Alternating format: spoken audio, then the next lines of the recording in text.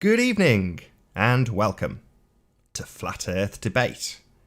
I'm your host Nathan Oakley, and if you are new to this channel, be sure to subscribe and hit the bell notification icon to keep up to date with the Flat Earth Debate. If you would like to support this channel, there is a super chat that runs alongside the show while it is live, and if you would like to join the debate with your watch page muted, simply click on the link in the info box below this video to express your views on the shape of the Earth. There are only a couple of rules in the Hangout while it is live. Number one, please do not swear. If you do, you will be ejected, but you will be warmly welcome back on the next show. Please do not try to rejoin the show using sock accounts. With that, I'm going to transition across to my photographs while I share the show on Facebook, Skype and Twitter, and I would encourage anybody who is in the live audience currently to do the same. Feel free to share both the join link, which is in the info box, and the watch link, which is on the share button below this video. Once again, if you are new to this channel, be sure to subscribe and hit the bell notification icon to keep up to date with the Flat Earth Debate.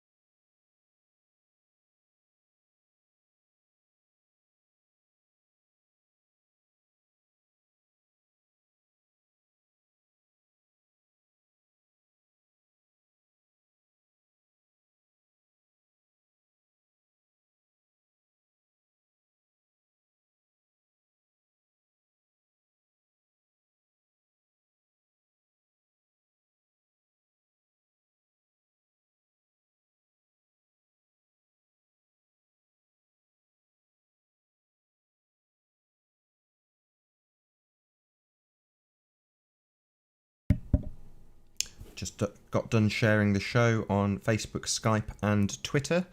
So I'll do a few shout outs and then I'll do my plug. And then we'll wait for our first guest to arrive. So, Guitar et moi says hello. Good to see you. The Rig, good to see you. Frank Buccicho. I'm terrible at reading these names, I'm sorry. Elisa Brittany, good to have you here. Leslie Beckworth, thanks for stopping by. Scuba Dracula Effie Hamilton says greetings. Good to have you here also. John Watson, hello. Mulish, hello. HP Gang says 666. IPS Shell says F these agents. Fair enough. Twitwit, good to have you here. Joseph Fleming, good to see you also. Charlotte, good to have you here. I think that's probably about it. So I'll do a quick link for anybody who doesn't know what's going on. So if you are new to this channel, be sure to subscribe and hit the bell notification icon for updates on when these debates actually run. And if you'd like to join the debate, there is a link in the info box below this video. If you'd like to support the channel, there is a super chat that runs alongside the show while it is live, and there are only a couple of rules if you do decide to join the debate live. Firstly, please do not swear. If you do, I will eject you, but you will be warmly welcome back on the next show, so just please do not try to rejoin the same stream once you have been ejected. Other than that, if you were to join at the moment, you would be expressing your views on the shape of the Earth entirely unopposed, as there is currently nobody here to contest anything you say. That may very well change with time. We shall see how it goes. This particular show is running out at a slightly different time. The other ones have run out about 2 p.m. UK time, and this one's running out about midnight, so we shall see who joins. I'll transition back to my photographs, and probably the next time you'll see me was when we get our first guest.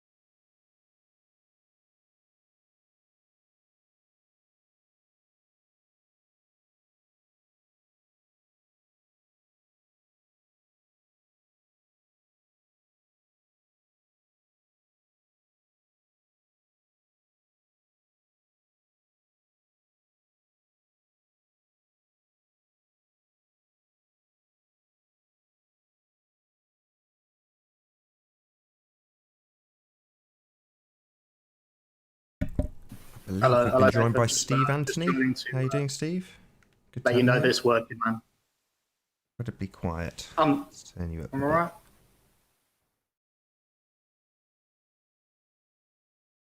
There you go.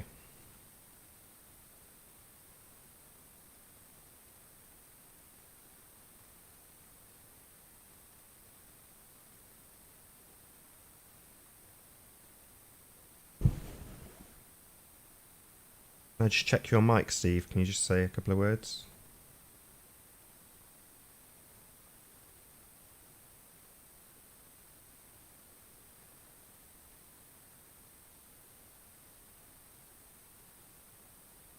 Are you there, Steve?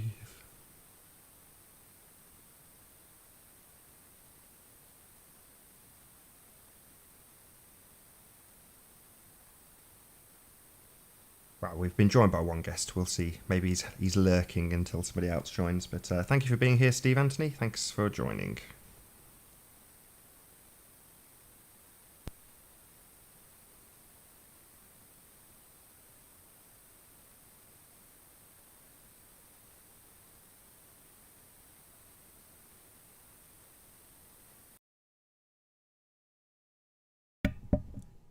Steve was just joining to check the link worked. Thank you very much, Steve. Much obliged.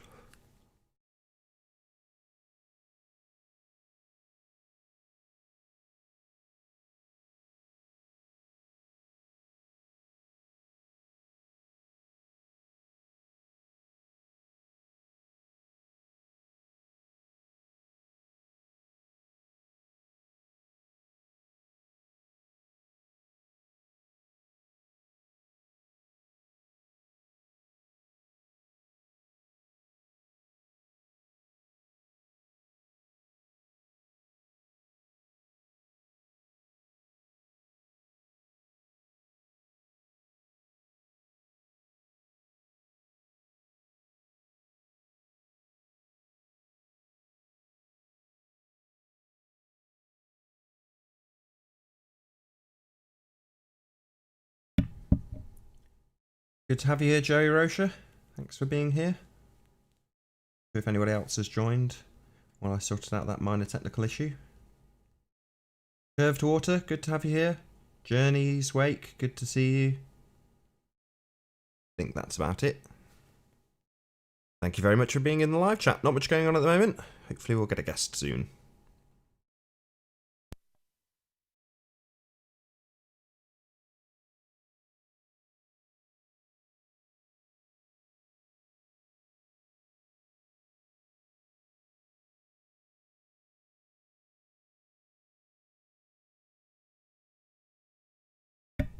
Good to see you, all the free people. I'm pretty sure the Joey Rocha account is actually a Joey Rocha sock, going by what I just removed. We shall see. I don't think that's Joey Rocha. That's not the kind, warm-hearted Joey I know. Oh, we've been joined by Jamaican something. Jamaican Titan. Pleased to have you here.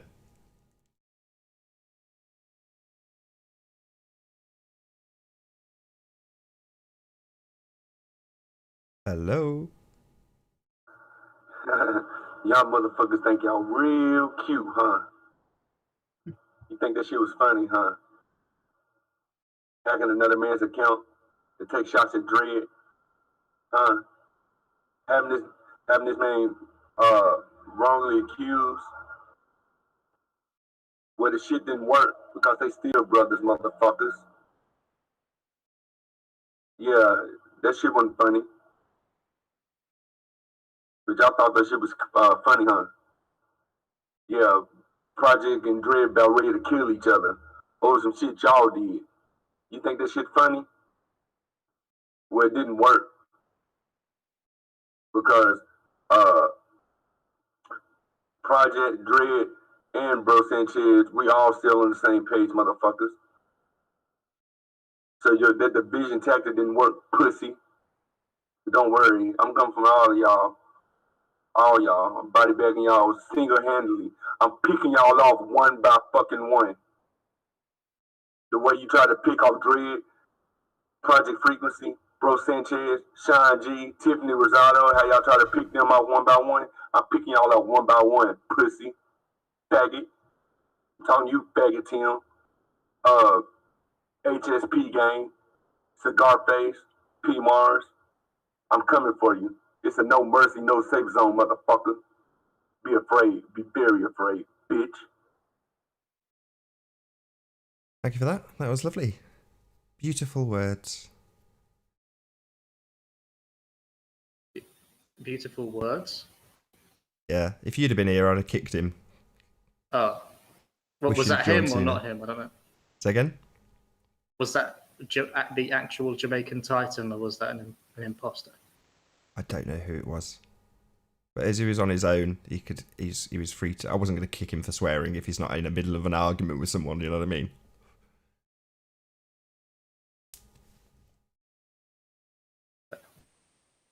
So how you doing, man?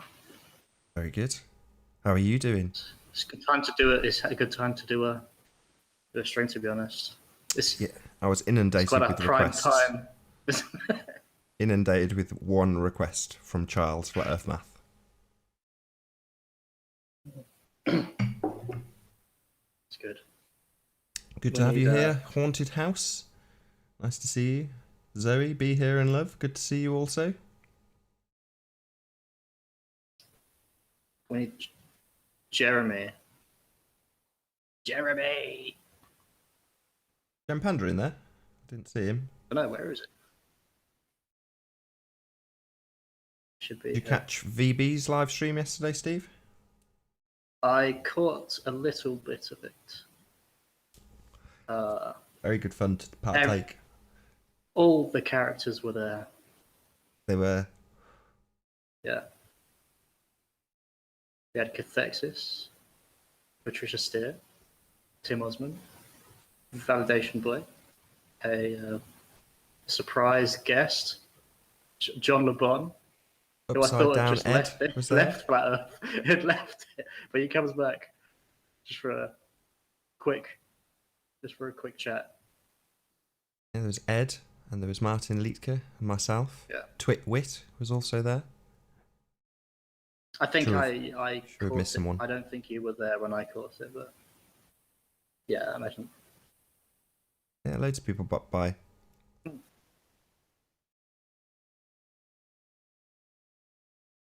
good. Good to have you here, Yvette. Rebel, I should say.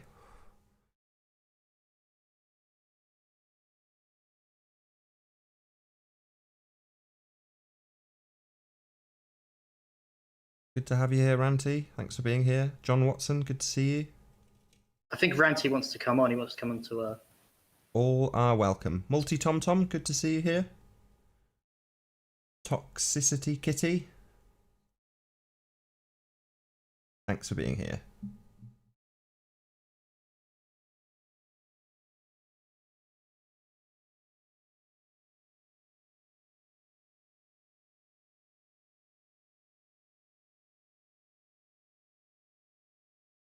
HSP Gang asks, why is the Jamaican so triggered all the time? No idea. First encounter with him. Never seen him before.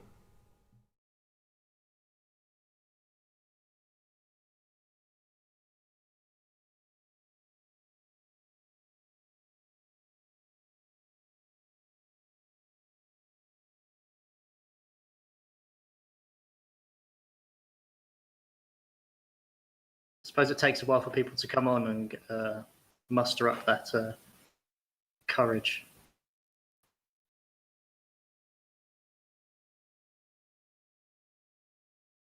Being live on air in front of 38 people.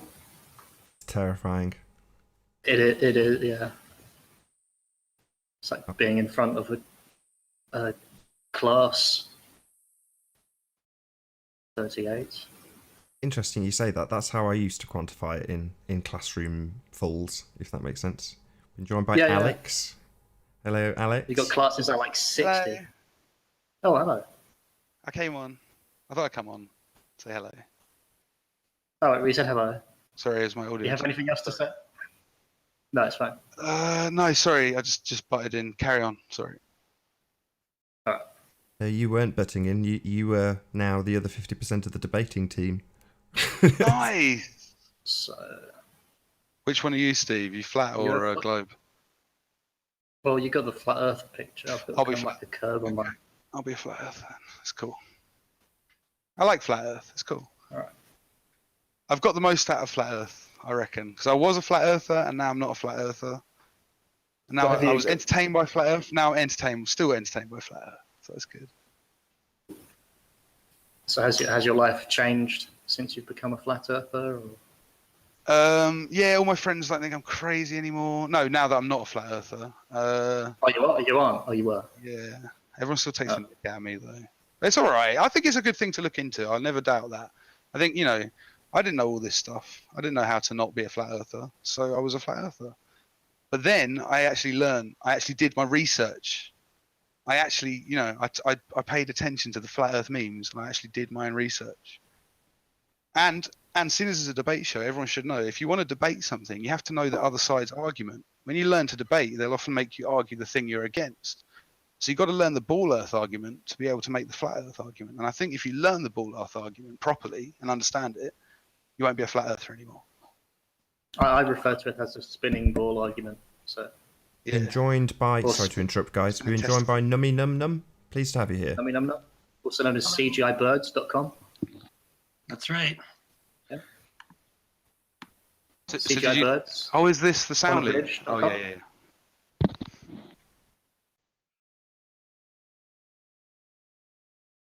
What's up? What's up, dude? Nice to meet you. Hello, man. Yes, nice to talk to you guys. I'm just dropping in for fun. Yeah. Yeah. Yeah. Where's the fun? I don't know. I guess we're gonna find out. So I wanted to create the ask, fun then. I mean, I'm create the fun. So we're going to debate flat Earth because it's the flat Earth debate. we can debate flat Earth. Was that you, Alex, that was saying you're a former flat earther? Yes, that was me. Yeah. So what changed you back to a globe earther? Well, actually, do you know what? When I was looking into flat Earth and stuff, the big question to me was the southern celestial pole. and I sort of just forgot about it because some people did some weird stuff, and like, you know, I just sort of forgot about it. But when I actually really thought about it again, like sort of came back in my foremind when I was more watching YouTube videos, and then when I started watching the Hangouts and stuff, I'm not trying to be funny. I just thought some of the debates and things, like, they didn't really go the flat earthers way, just being my honest opinion. Like, there wasn't so much sort of evidence behind it. And when I saw that, and then it's also, people kept showing me pictures of the sun with solar filters, and they're not really. I was under the impression the sun shrunk into the like horizon, like those videos you see. But then people were showing me solar filters and loads of different ones as well, where the sun is actually a lot smaller than it even looks. Do you know what I mean? All the time when you put the solar filter on, and it does just, like, you know, it just sets on the horizon. And that compared with the southern celestial pole, I just think it's silly, because I got into flat earth because it was all about what my senses, what I could sense. You know, it's feel like it's flat. Let's use my senses.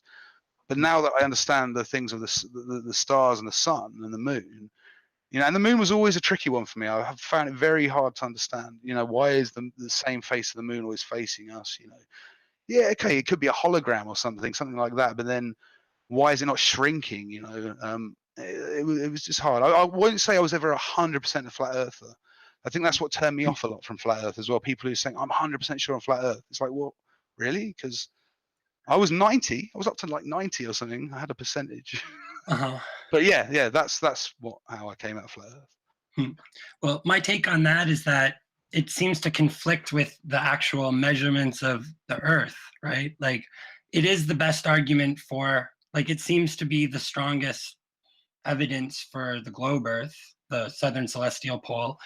But you kind of have to assume the globe in order for that to, well, yeah, I mean, it makes a lot of sense. It's a compelling argument, certainly, but like, how does that resolve against the, you know, like, level flight and the fact that we can see over distances that are further than we shouldn't be able to see, in the horizon rising, and there's no curvature visible from very high altitudes like 40 miles and things like that. It seems to me that the most primary evidence is on the Earth, right? And that if we don't, you know, I mean, I don't know what your take on NASA is. I'm quite certain that that's completely 100% a hoax. So it seems like we don't know the nature of what it is that we're looking at. So if we don't assume the nature of what we're seeing in the heavens, then that argument, you know, it's circumstantial. It's circumstantial evidence. I get what you're saying. We don't understand what's in there. Sorry, I'm getting echoes. Do you reckon you could just, yeah, cheers. So I understand the argument that, you know, we don't really know what the heavens are, but we don't need to know something to know. It's just about a geometrical point. Do you know what I mean? It doesn't matter what the sun is. How is the sun not changing size? I mean, it doesn't matter what the stars are. Well, no, it does matter. Well, it doesn't really, because they could just be lights. It could all just be surrounded by a bit of cardboard and they're just lights poking through it. It doesn't really matter. It's a geometrical point that you can't map what we see from everywhere on the globe to a flat earth. It doesn't work that way, because on a flat earth, when everyone's going south, everyone's looking in any direction, south away from north. Yeah. So how can people who are looking in one direction on one side of the disc, and on, say, the right hand of the disc and the left hand of the disc, they're looking out south? But sure, they yeah, see the same stars. Listen, I don't want to get into the details of that argument. What I wanted to say was that, don't you think that the measurements that we can take from the Earth, about the surface of the Earth itself, are more primary evidence than what we're seeing in the heavens, which is. But also those measurements. That's circumstantial evidence. No, yeah, I get what you're saying, but those measurements seem to work out with the math that goes with them. So you have the odd occasion where you have things like mirages, but you can't reproduce them all the time. That's what I've seen when I've looked into it. They can't be reproduced all the time. Well, and then you have instances of genuine curvature where you can see, you know, boats going over the horizon, not just ones where they zoom in and it was just the pixels on your screen and you couldn't see it and they zoom in. I'm talking about that line. You can see it where you go over the horizon, and, you know, you have buildings or cities, you know, like half hidden by curve or big towers, and then not to mention Soundly's footage where you see the thing curving. Well, that footage is fake. But anyways, let me tell you. Well, I worked in visual effects for a couple of years in compositing, so I would know how to fake that. And I promise you, we went through that footage with a few people, And yeah, of course you could fake that. He would have had to put so much work, and he's done so many of those videos. I promise you. I found just a mountain of different kinds of issues with that footage. But I wanted to say, I don't want to argue about the Stanley footage because it's already been dealt with. But we could, no, but you could, because I do understand. Yeah, we could, but I'd want to make another point first, which is to say that you're saying that some of these so-called mirages and things like that are one-offs, or that it's an unusual circumstance. But I happen to live in Toronto, which we have a very large lake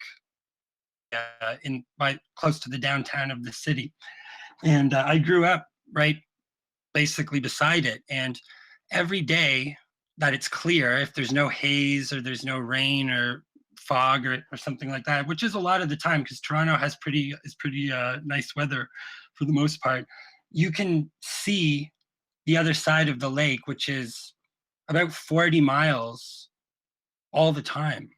You can see, and it's not tall buildings. You can see the opposing land, and it's not an elevated area. It's about the same as Toronto. And I'm not talking about seeing the CN Tower from that side. I'm just saying that just on a normal day, you can just see the other side of the lake, and it should be over about, I think it's something like over 800. There should be over 800 feet of curvature. And it's just not there. And at night you can see the low lights on the other side all the way around. So it's not an unusual circumstance that produces that. Are you saying there's no obstruction from the bottom that you can't see? And have you done, like, I mean, I'm not a mathematician. I'm not great with these things. Like, I'm not a scientist, or I don't know about science. I was just using general geometry. Yeah, there's no obstruction. You telling me, well, have you taken those pictures, and have you? I'm not trying to say you're not seeing what you're seeing. Well, I don't have actually done the math, because yes, I've done the math. You can go to Metabunk. You can use that's a site. Their calculator was designed to debunk flat Earth, and you can call up how many the curvature that should be present in 30 to 40 mile kind of range, because just the area that you're looking at kind of varies depending on which direction you look. But how far it is across the lake, because the lake varies in its width. But yeah, you shouldn't be able to see anything, because the land on the far side of the lake is not elevated. It's not a high elevation area. And you can see it every day. It's normal. And there's a whole bunch of videos that people have posted showing that you can see the entire skyline of Toronto from 30 plus miles away on the other side of the lake. I mean, but can you see the bottom? Live here, can you see the bottom of the skyline? Can you see the bottom of the whole bottom of the city? You see the whole. Yeah. Because then you see, you're not just seeing the top. I mean, there's a little bit of like the vanishing point effect, a tiny amount. But what is this vanishing point effect? What do you mean by that? Where as things recede into the horizon, they disappear from the bottom up. But they don't, do they? I mean, that's you can't. You have to demonstrate that. You can't. Or do they? Well, that's work has been done. I'm not going to try to explain that because. But you should, because it's a debate, and I really don't understand that as someone. Well, it can be explained by the numerous hundreds of experiments that have been shown online. But the point is, just explain them. Because even if that was the case, right? Okay, yeah. There's buildings that are present there there's like, you can see the Sky Dome, or the Rogers Center, it's called now. And you can see the entire building, and the curvature should more than double. It should be like, it's basically should be the height of that building should be able to cover two of those buildings stacked on top of each other. So there's there's no way that could be, but I'm just saying that it's not like a one day, a special day. No, that's fair. Yeah, no, that's fair enough. Yeah. This is the norm every day.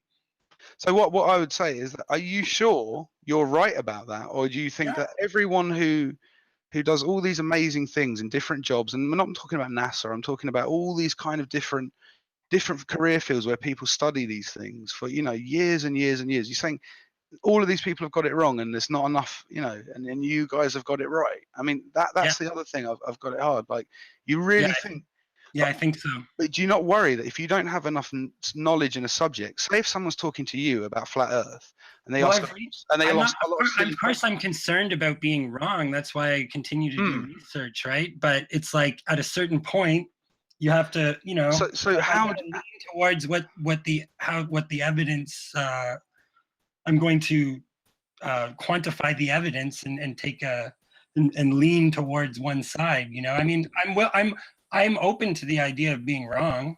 Like I'm not dogmatically flat earth. I'm not a dogmatic flat earther, but as far as I can tell, I think that the real strongest evidence for the flat earth lies in avionics, level flight, gyroscopes, things like that. But also these other observations are, you know, like I can see that every day looking across the lake.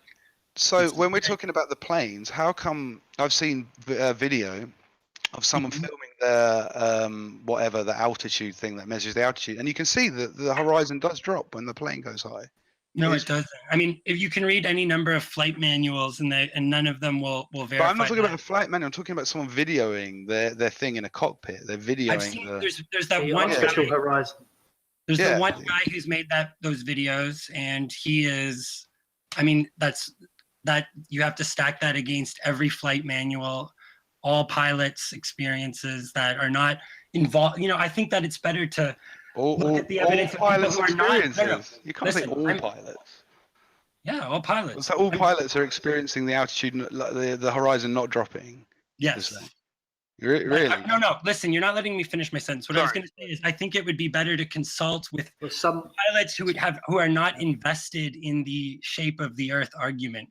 So if you look at sources, because this Wolfie guy, you know, he's very invested in debunking flat Earth. But do you understand why someone's invested? Because if someone comes across the content and they have knowledge in their field, there's so many fields that can prove this, right? So he's a pilot and he sees people making errors and making videos. Do you understand why someone like that might, if you, in the same way you make it? My grandfather was a pilot. I've talked to several pilots. I've read several flight manuals, and they all disagree. So you're stacking up the evidence.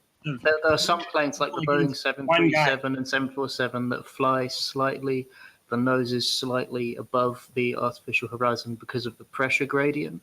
And so the plane is essentially fighting the pressure gradient to stay up. So, well, to achieve level flight, the artificial horizon has to match the natural horizon. So because the plane is flying at 90 degrees. If you bring a level on a plane, it's at 90 degrees. That's how they fly. Once they achieve their cruising altitude, they level off. The plane's flying 90 degrees. If it was flying 90 degrees for the entire flight, how would it go over? How would it be following? Because of the pressure gradient. Because of the pressure gradient. What do you mean the pressure gradient? The pressure gradient is the atmospheric pressure, has nothing to do with. So if you want to maintain an altitude, you go level, and then you have the right amount of thrust for that, and that can all be done through auto throttle. No, with you'd have to be with the flight management computer. So you can do that, and it will maintain that speed for that altitude, and as it hits the top of the pressure. You'd have to be constantly descending the plane in order to. No, you're not. Well, that doesn't make any sense, because if you're going 90 degrees, you're not following the curvature. Yeah, but then you're thinking it's flat, so that's where you're wrong. So no, because what you're doing is you're presupposing it's flat and then making the argument, which doesn't. No, I'm not. Do you agree that planes fly at a 90-degree orientation? Do you agree that planes fly at a 90-degree orientation at cruising altitude? Relative to the surface of the Earth, yes. Right. Okay. So then you agree with me. What? So then you agree. Then we don't. There's no argument. Okay. So the Earth's a ball. No, I'm saying it's flat because 90 degrees. If it was a ball, okay, I just asked you that, and you said you weren't. What? I asked you that, and you said you weren't presupposing that the Earth was flat. I'm not presupposing it. I'm saying the evidence that planes fly at a 90-degree level. Relative to the surface of the Earth. Yeah, relative. But see, the thing is that if they're flying toward the horizon, the level of the Earth is constantly dropping as they go. So they'd have to be shifted. They would have to be slightly inclined towards the Earth to maintain the altitude. Right? So they're flying at a constant altitude and staying at 90 degrees. But that's where the pressure gradient comes in. No, the pressure gradient has nothing to do with it, because the pressure gradient has a lot to do with it, actually. It has a lot to do with it, because that's why a 737 can't go into space. No, the pressure gradient is just the atmospheric pressure. It has nothing. That is why a plane can't go into space. No, it has not. No, that's not why. Yeah, that is why, because there's a ceiling. You can but it has nothing to do with. Can only push so much air through it. It's just a completely separate issue that has nothing. There's no air, and then it slows down. Yeah, but that has nothing to do with the level. That has a lot to do with it. No, it doesn't. Yes, it does. No, it doesn't. Okay, well, you need to go back to your pilot friends, and ask them about it. Okay. Well, I'm just saying that the atmospheric pressure isn't going to do anything to orient the plane's attitude. It has nothing to do with it. It's just the amount of molecules that happen to be bouncing around in a certain volume of gas. Okay. Well, what is atmospheric pressure? Is it not the density of the gas in a given volume? Yeah, it's also relative to the surface of the Earth. So as you go further out, the air is going to get thinner. Right. Yeah, I know so that's true. You're right. Plane that's at a certain configuration. Yeah. Well, that's why rockets can't work in a vacuum. But the thing is that has nothing to do with the argument about. That's not why rockets can't work in a vacuum. Yeah, well, that is why rockets, if there's no atmosphere, then rockets can't work in a vacuum. But I don't want to start another argument there. I'm just saying that it has nothing to do with. It has no bearing on the attitude and attitude of the altitude and the attitude of a plane as it flies. The atmospheric pressure has nothing to do with the orientation of the plane. But it has a lot to do with the altitude that the plane's at. No, it doesn't. Like, other than it dictates the ceiling, but beyond that, you can orient the plane in different ways regardless of the atmospheric pressure. Well, you can't. Well, you can. You can't have the plane pointing straight up, can you? You can't climb steeply. Well, you can in a fighter if you're plane. very high up, you can't. You can do that in a fighter plane. It has to do with the thrust to weight. No, but that you're getting into that's more of a product of the thrust to weight ratio of the plane. And the density of the atmosphere. Okay, well, sure. I guess we'll agree to disagree then. But I encourage anybody who's listening out there to investigate real flight manuals. And I would say that you should look at you should look at materials that are not invested in the argument either way. Yeah, but do you understand that? How do you know if you're qualified to read these manuals? You know, you have to You only need to know a certain amount in a manual. They're not going to tell you all that stuff in a manual. They're going to tell you how to fly the plane. That all that stuff about the atmosphere and all that stuff is going to be, it's obligatory. You have to know about it. Like that stuff that you learn when you're flying. That's the stuff that you learn. But all the stuff that's in the manual just tells you about the flying of the plane, the characteristics of the plane. Okay, well, watch flight. I've watched like over 100 flight course videos and things like that as well, and they all seem to indicate the same thing. And I would say that they all very much conflict with Wolfie's videos about that. And all he showed was just an image out of a cockpit with the image of the attitude indicator superimposed on top. So there's nothing that really prove that is superimposed. Do you think everyone's just trying to troll you, or do you just think maybe people are just like, come on, dude, you're misrepresenting something I do every day and I know about, and that's. Well, I know other pilots, and I have them in my family, and they say otherwise. They say the Earth's flat. Do they really believe the Earth's flat? The other. No, people? I didn't talk to them about. Well, maybe if you asked them the question. You asked about a particular instrument, and then they said they didn't know about it. I specifically asked them about the attitude indicator and its functioning, and I didn't mention the debate because I didn't want them to even have that in their head. What did they say? Oh, maybe you should, so they can give you some more context. They said that the plane does not that the horizon is not the horizon is not 3 degrees below the artificial horizon, or whatever that thing that Wolfie said. But it's the same. They said that the natural horizon matches the artificial horizon. Hang on, not whatever Wolfie says. What do you mean the natural horizon? Sorry, What are you talking about, the natural just horizon? sorry to interrupt you guys. We've been joined by Curved Water. Just want to say a quick hello. Hi, Curved. Thanks for being here. Hey up. Hey, Curved. Hey there. Well, are you guys pilots? Is that a Justice League t-shirt, Nathan? Oh, shit, sorry. Are you a pilot, Numpty?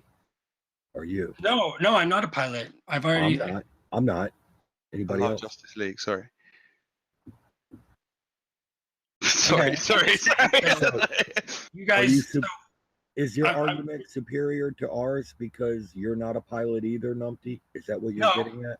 No. I'm not. I'm not trying to make an argument from authority. I'm just saying that I don't think that either of us can claim to have the higher ground in terms of our ability to make logical inferences based on the evidence. And he doesn't seem to think pilots are a better source of this information anyways, because when What are you attempting to do? I'm just chatting about some of these issues, these interesting questions. Originally I was trying to ask this guy why about that. I thought, and he still hasn't given me a real straight answer about this, about do you think that the evidence that we can measure on the surface of the Earth itself is more primary than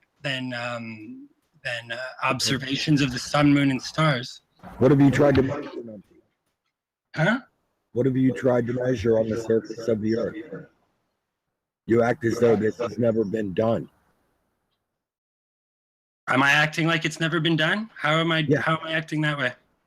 You're claiming that there is no measurable curvature, are you? Right? As far as I can tell. Okay, so how does that differ from what I just said? What are you trying to argue here? Well, I think it's been done, and I think that it's shown that there's no curvature. I'm not saying it hasn't been done. Excellent. What are we referring to? What's been done that shows no curve, measurement-wise?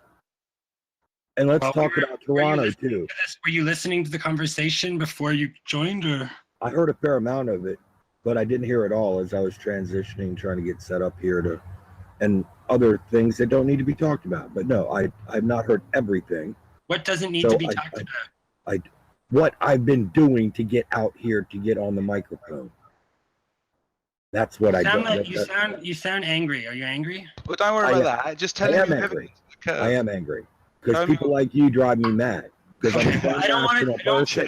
I'm not interested in being anger. I don't care. I don't I'm care. not interested in your temper tantrum or your anger or whatever. So no temper. I don't really want to talk to you if you're going to be aggressive and hostile. Just answer the question. Come on, dude, just show us your evidence, man. Just don't worry about the attitude. Well, no, I'm not going to be shouted down by some crazies. He's not going to shout you down. He's going to listen to you. Curved, Alex. It's 3-on-1 at the moment. Sorry, Nathan. I don't like dealing with trolls. I'm sorry. If you're going to come in and try to bully and browbeat, forget it. I'm not going to talk to you. Yeah, you've got to give him a chance to speak. He's all on his own. What exactly is it that you have seen? What's the character? What's the measurement? I asked him if he was angry. He said he's angry and he doesn't like people like me. So I think that I'm being fair. Okay, we'll just carry on. Answer the question. It's not. We're not going to like each other. The question was not clear. You don't have to dwell on it. What's the evidence? The question again. Mentioning about how that you can see that the lack of curvature is apparent for people who live in Toronto, that we can see the other side of the lake, the land, every day, 40 miles away. Excellent. What evidence do you have of that 40 miles away? Well, I go and see it all the time when I'm walking by the lake. What do you have you can share with us? Because I can share with you from 30 and 40 miles away from the other side of the lake, looking at, part of Toronto with a huge part of it missing down at the bottom. Yeah, but I'm looking from Toronto, not at Toronto. Right. So there's able to see the land across there because it's not highly elevated. Magic mirror. You've got a magic mirror there that obstructs Toronto from the other side, but from Toronto, you can see clear through to the other side. I can, yes. Where's your evidence of this? Like I said, there's plenty of evidence. My evidence is that I've seen it a million times. I look at it every day. So you have nothing that you can present to back it up. This is anecdotal at best, your own personal testimony. Well, and that's all we have from you. you could replicate this evidence yourself by coming here and seeing for yourself. But it could be that one is higher above sea level than the other. No, well, that's you not might not be seeing the beaches. Have you seen the beaches? Like, do you have beaches there on either side? Yeah. Numpty, he's asking you, how do you know how much of the other side you're seeing? Yeah, basically.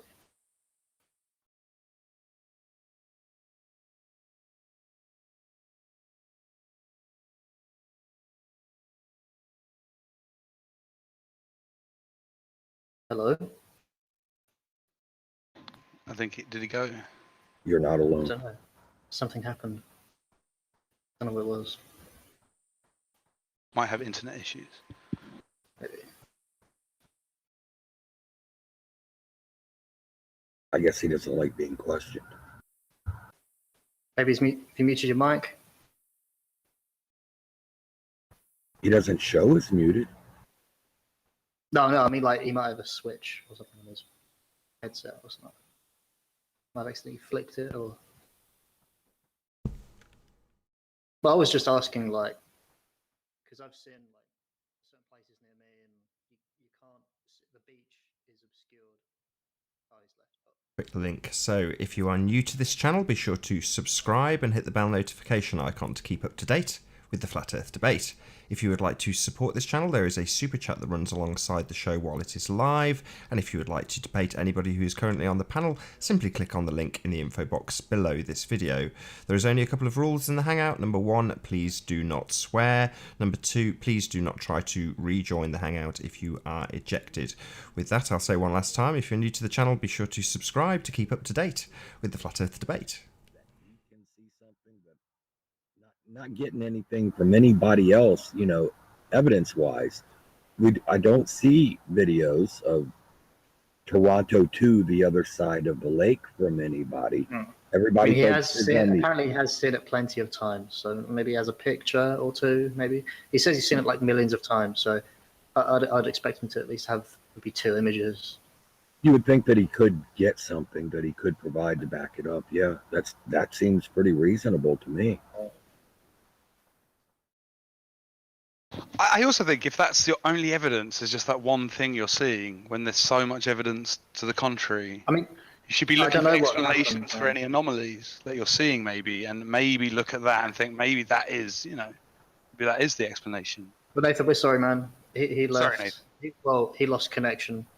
That's my fault. Well, let's just say he lost connection because he was hanging there for a while. If he left, he would just leave, wouldn't he? So maybe he's having internet difficulties. Maybe, hopefully, he comes back. Kev's being a meanie. If I was him, I would have dropped. I mean, you just talked over him. There's 3 of you. Sorry. Yeah. Sorry. Unknown. Hello, Unknown. Yeah, we probably got a bit excited. I'm sorry. Yeah. I always start off a bit excited, but then I hold on. We got a new guy. New guy. Playing peekaboo. Unknown user. How you doing? Good to have you here. Is that? No, I don't want to guess. Don't know. I have a guess, but it might be. Nummy Num's back. Oh, Nummy Num's back. Yeah, sorry, I just lost my connection there for a second. Very good. I feel better. He didn't mean that sarcastically. He was trying. I'm pretty sure. Oh, that's sincere. Yeah, I do feel better. I'm glad you're back. I'd hate to think that you left because I came in. That would make me feel terrible. So. Well, like I told you, I'm not really interested in talking to people who are just here to vent their anger at other people having different beliefs, but whatever. Okay, but on that point, I'm not just venting my anger at somebody who has different beliefs. I'm venting my anger at somebody if you're angry, and you said, "Yeah, I don't like people like you." No, so are you angry? Are you angry? Is that why you started talking over me when I was responding to you?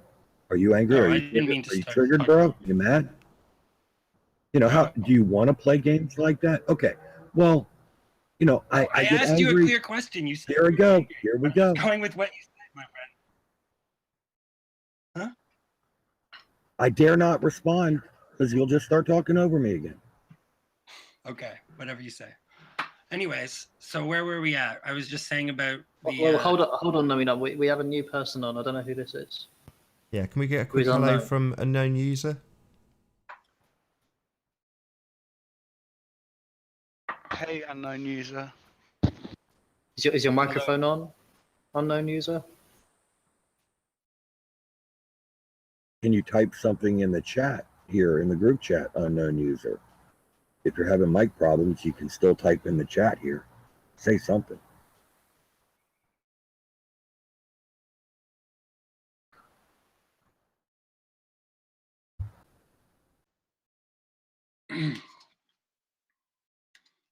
I'll give him a few seconds, then I'll probably boot him. I just don't want to risk.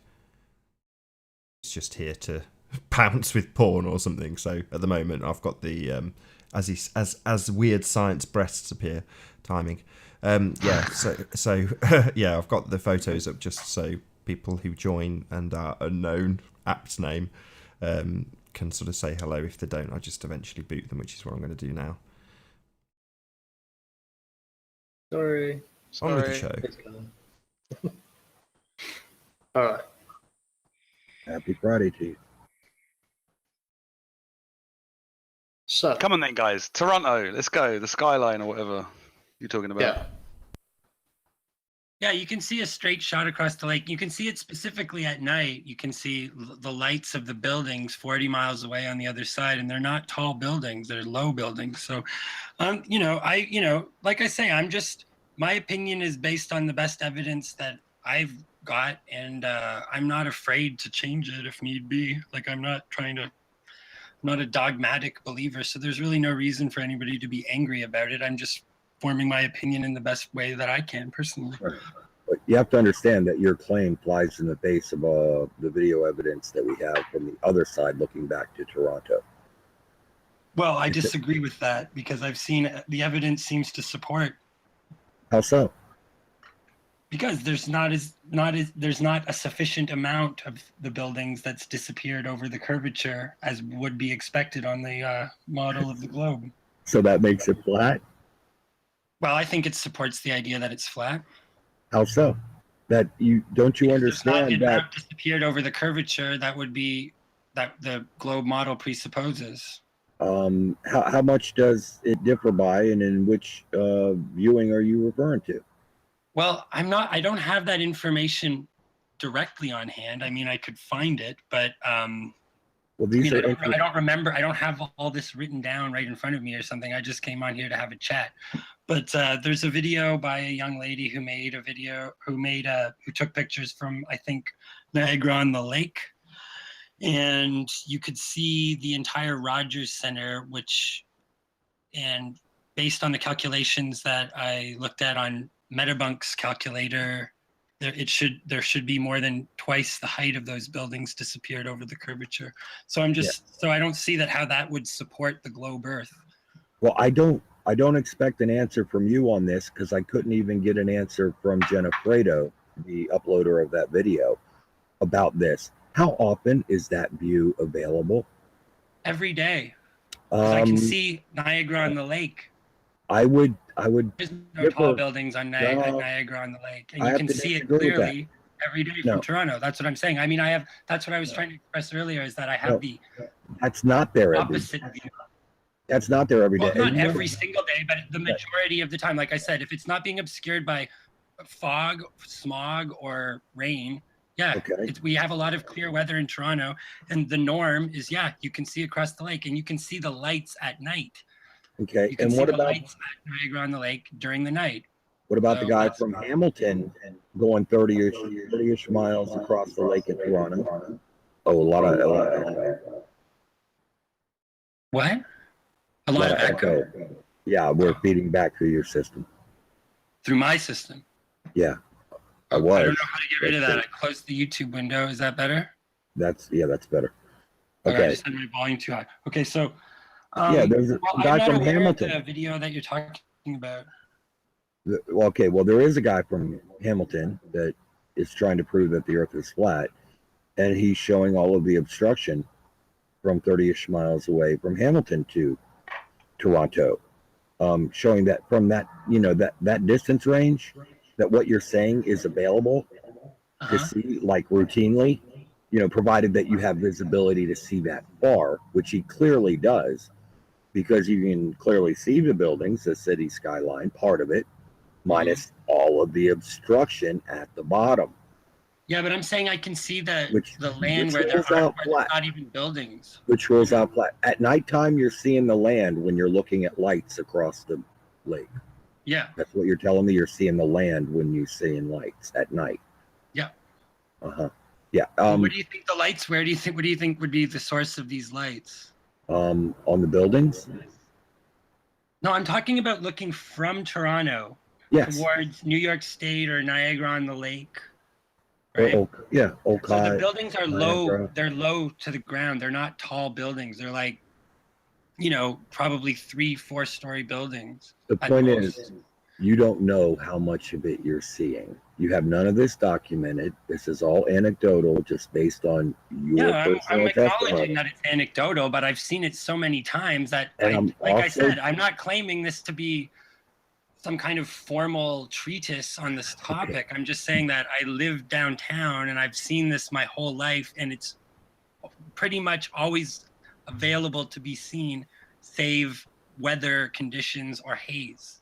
So it's the norm to see it. It's not some kind of freak mirage thing or something. So why is the inverse not true as well then? Why from Olcott, 39 miles, do you see like 600 feet, the bottom 600 feet obstructed by the horizon of the lake? I don't think that's true. I mean, the videos I've seen don't agree with what you're saying.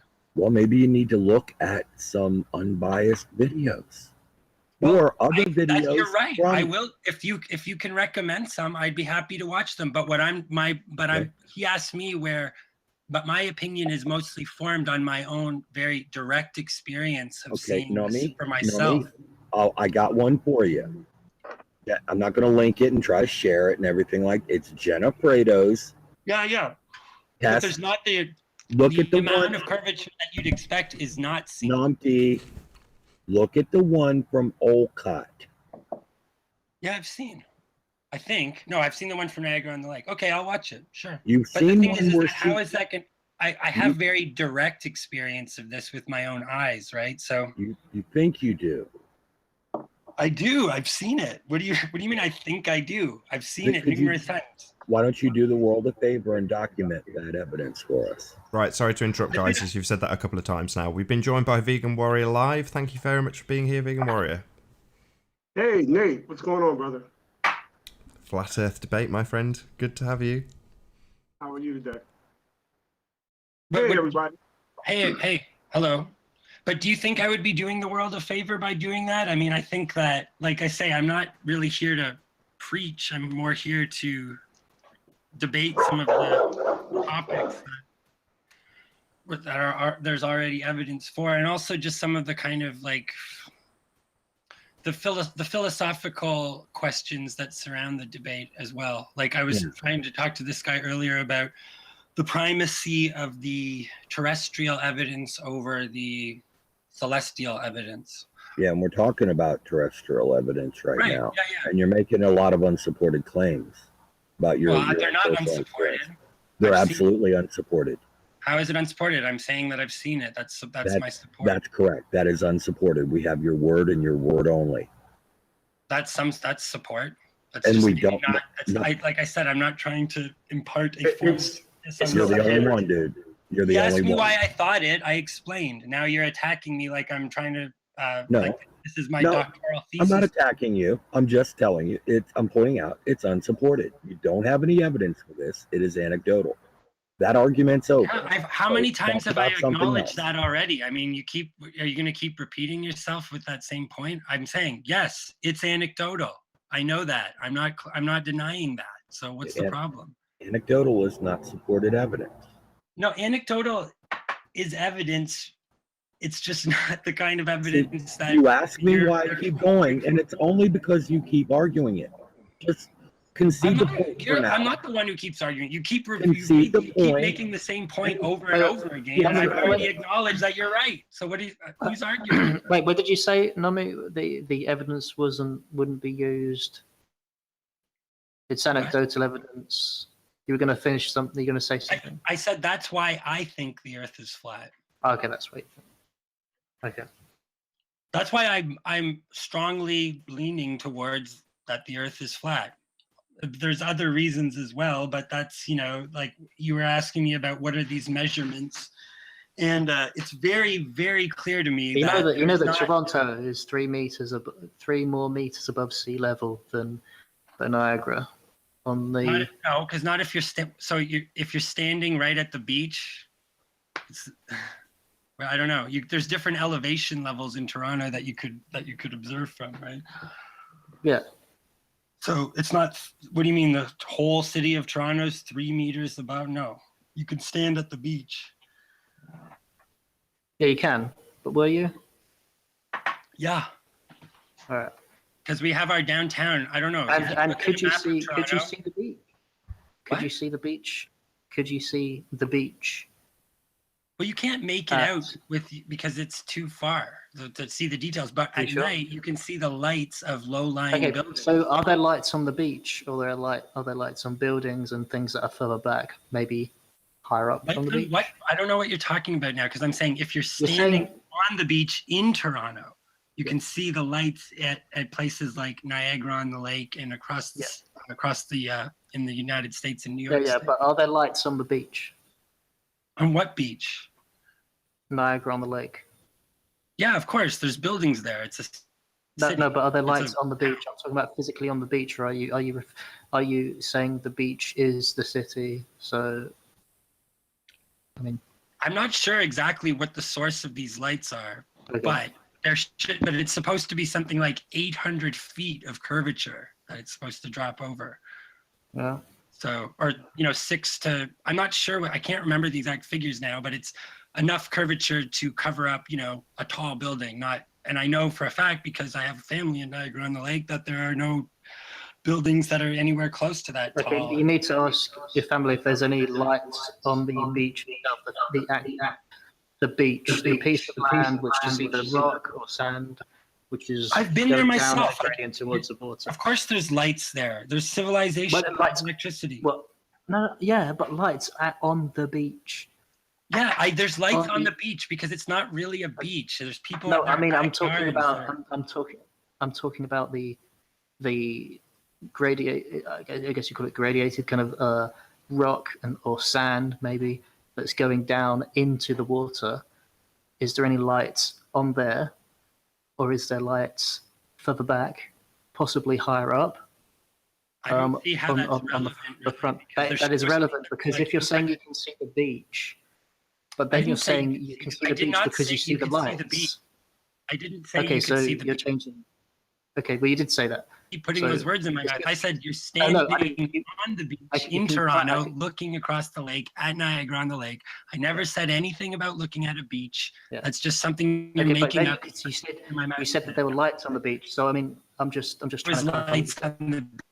It's on the beach. We can go back and listen to this later, and people can see that you're just making this up and sticking. Do you know what a beach is? Oh, come on. Let's not do that. This isn't productive. Okay, we're just. No, I mean, you're just trying to gish gash, so whatever. You're saying that I said something about lights being on a beach. I never said that. And you're asking me if I know what a beach is. Yeah, I know what a beach is. Like, what is this? Yeah, but you said you could see the beach because you saw lights. And I'm just confirming whether those lights were actually on the beach. Or if they were on the beach. You're lying. You're a liar. I'm not lying. You are. That's because what you I never said you could see the beach. Yeah, you said you could see the beach. And then I said, why do you see the beach? No, I didn't. I said you could see Niagara on the Lake. You said. See, these people, like, they're just here to gum this thing up, right? Like, sorry. Let's just carry on.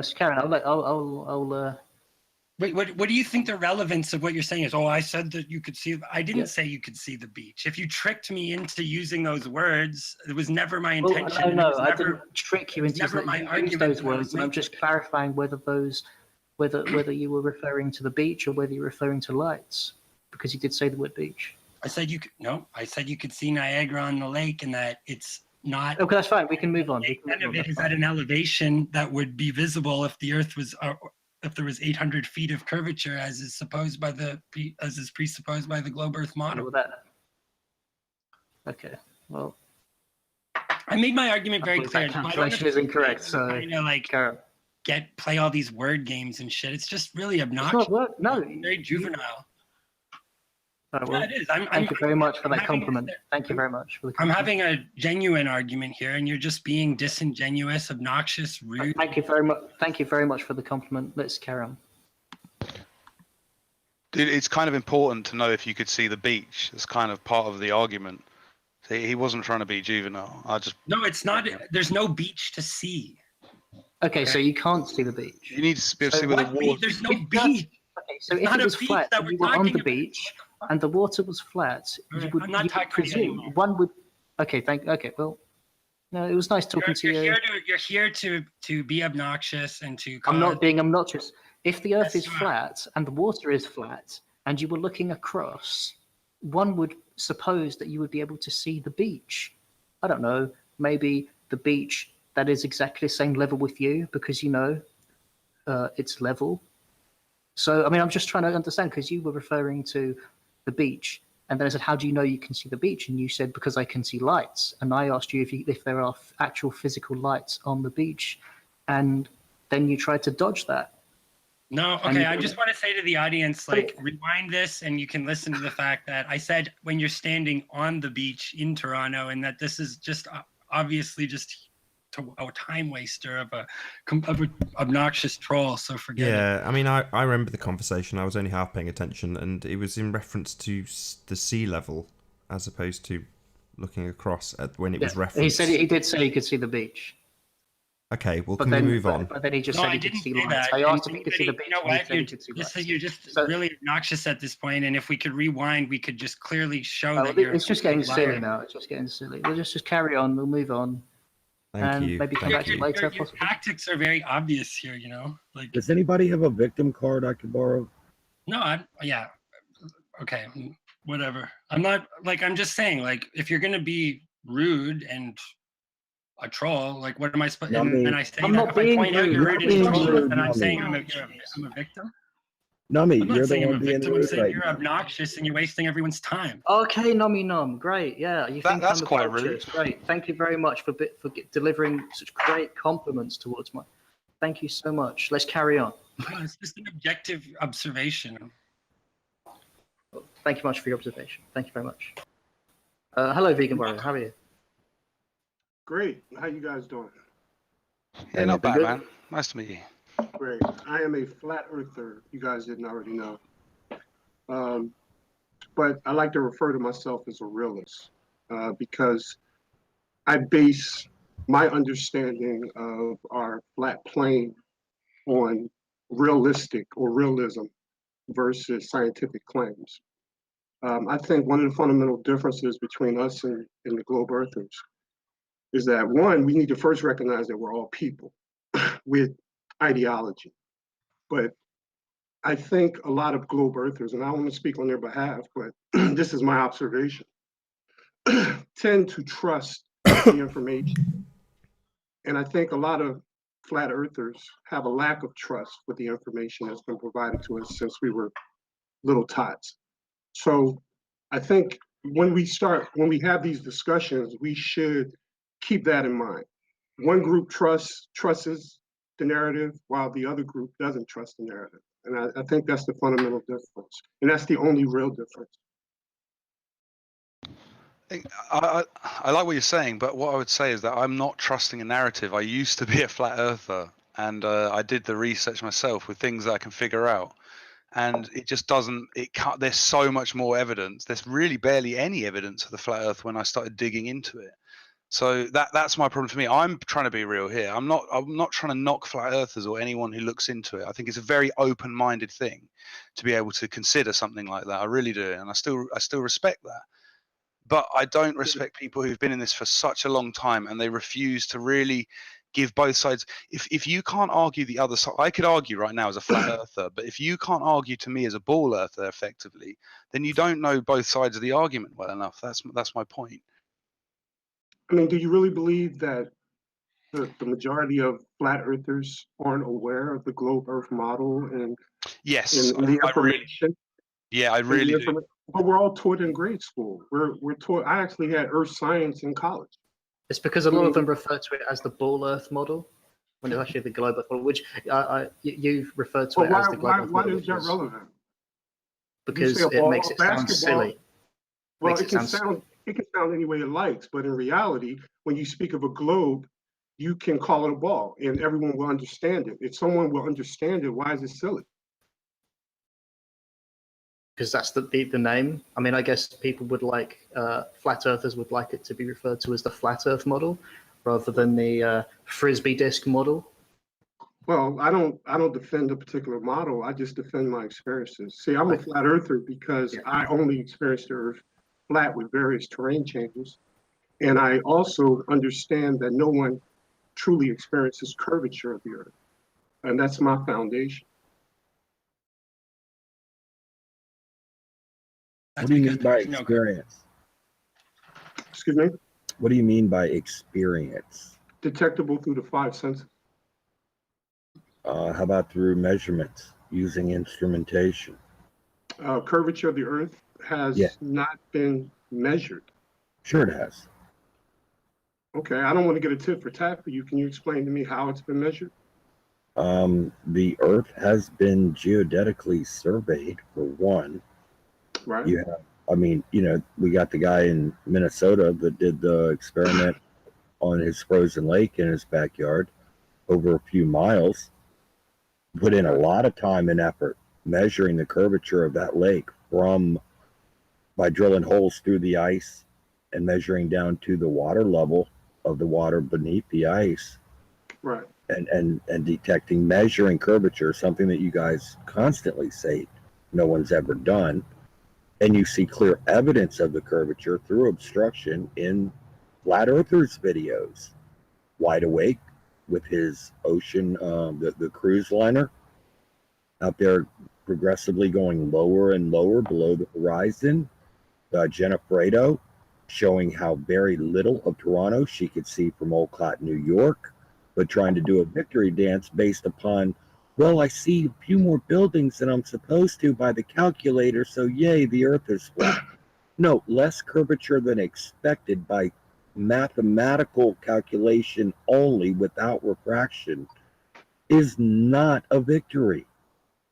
I mean, surely you understand that. Okay. So that goes back to my initial point. My initial point is flat earthers do not trust the narrative, and obviously you do. But a flat earther just showed curvature. No, they didn't. That's a question of how we interpret the evidence. How so? How so? Because you're saying that you seem to agree that there's more of the buildings than should be visible. Did you hear the entirety of my comment? What? Keep it in context. What did I say? Well, I can't remember exactly. You said that her video, listen, you said that her video proves that the Earth is round. That's what you said. And I'm saying that was a matter of interpretation of the evidence, and that I'm saying that you shouldn't be able to see the Rogers Center, period. There is no Rogers Center in this video. Yes, there is. In Jennifer Fredo's video, you can see the Olcott, New York. Now, get on the same page, please. Olcott, New York. Well, I'm going to refer to her. It goes back to my point. You have to trust the narrative. That's what it comes down to. Right. No. We can argue the semantics all we want. I mean, what you just stated to me, he was talking to me. When he was talking to me, he was giving me an example of someone who measured a lake and was able to detect curvature of the Earth. And I don't trust that information, and I would like to see it duplicated, ran through the scientific method, and actually proven to be true. What color but hat? You're regurgitating it as if it's true. What color hat should you wear? Well, actually, you have to accept it on blind faith because you don't know if it's true or not. I'm telling you, it's been done. We do know no matter how far we drive, no matter how high we fly, no matter how far we sail, we never experience curvature of the Earth. That's my foundation. That's not a foundation. And again, how do you want to tell me what's my foundation? I said my foundation. I didn't say your foundation. I said mine. Your foundation is not a foundation. How's that? How so? Because it's false. Do you experience curvature when you fly? It's false. How do you? Because your foundation is not someone else's foundation, vegan. Well, no, I'm saying this is the foundation for no one experiences curvature of the earth when they fly. No, but that's Or your they foundation. You just said that Well, was your foundation. And I'm rephrasing. No one experiences curvature of the earth when they fly. Why does the No one horizon drop by a experiences- few Why- why degrees you- when you No, go up the no, cruise? can I finish my statement? No one experiences curvature when they sail. No one experiences curvature other than terrain changes when they drive. Apart from levels back out. the zenith of certain stars as they go across the sky and as you're moving. I've never been to a star You don't have to. You can see them. because I see a star. That tells me that I'm on a globe. But you can tell if you're not moving, it won't change. It won't change in elevation a bit. But if you start moving, it does. Well, that seems like that's a subjective argument. That's not objective. That's not. That is objective.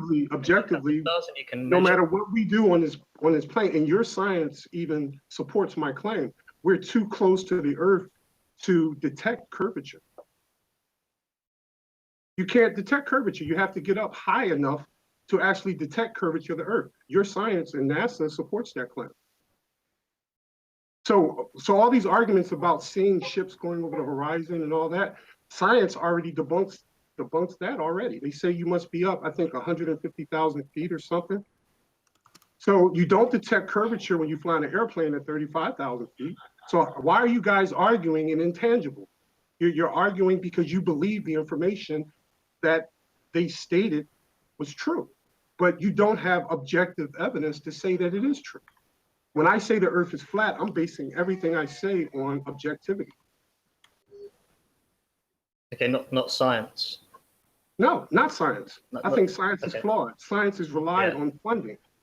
So why are you citing what scientists are saying and what NASA is? NASA No, I was giving you an has example. evidence to I was prove- giving you an example of how you're in conflict with your own science. But you don't I'm believe. sorry. I'm sorry. I didn't mean to cut you off. Go ahead. But you don't believe it. No, it's not about belief. I know the Earth is flat because I only experience it flat. Okay. But what when you say you've got your objective evidence, what is your objective evidence again? My experiences. Yeah, what is it's detectable. Well, I'm answering your question. Yeah, sorry. My experience, all our experiences. We only know the Earth as a flat plane with various terrain changes. That's how we know our world. To know anything other than that, comes from scientific claims. But those scientific claims are subjective in nature. They're not objective in nature. So how do you explain from what we just see the sun setting and not changing size? It's not shrinking to the horizon, it's just setting. How do we explain the southern celestial pole in the southern hemisphere? I don't get into that because I'm not a scientist. And but it's not science.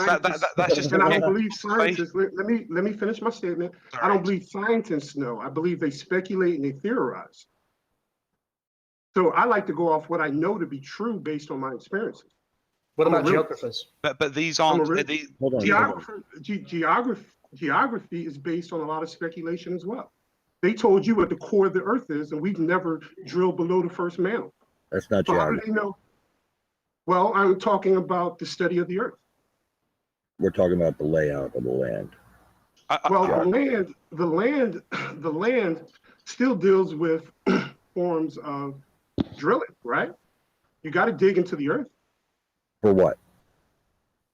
To know where places are relative to each other on the surface of the Earth? No, I'm not saying that. I'm not saying that, but I was referring to all that science does not know. See, you guys, again, the difference between many flat earthers and many globe earthers, I don't want to put everybody in one basket, is you guys accept the narrative. You accept the information that's been provided before you. But many of us come from the conspiracy world. And we realize that the authority lies on the regular. And we believe this is one topic where they lie. But dude, I want to get this through to you.